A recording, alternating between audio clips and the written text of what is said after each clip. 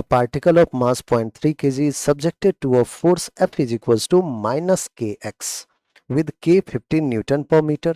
What will be its initial acceleration if it is released from a point x is equals to 20 centimetre.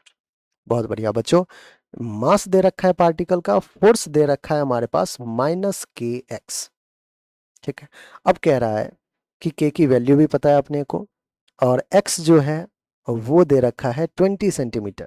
कह रहा है कि initial acceleration find करना है। बच्चों एक्सेलरेशन के लिए आप कहोगे कि सर हमने तो सुना है कि एक्सेलरेशन होता है फोर्स अपॉन मास। आपने बिल्कुल सही सुना है। फोर्स है हमारे पास माइनस के एक्स अपॉन मास है बच्चों m।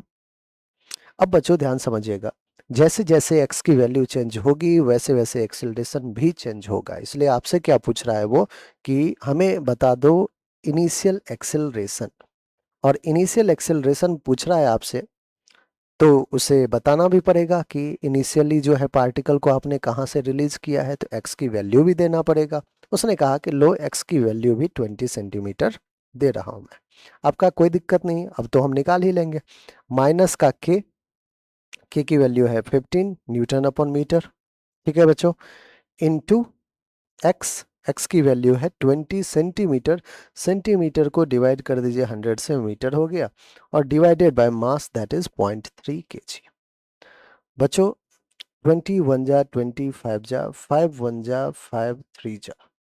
सो एक्सेलरेशन जो आ रहा है वो माइनस का 3 अपॉन 0.3। 0.3 को मैं क्या 3/10 लिखूं?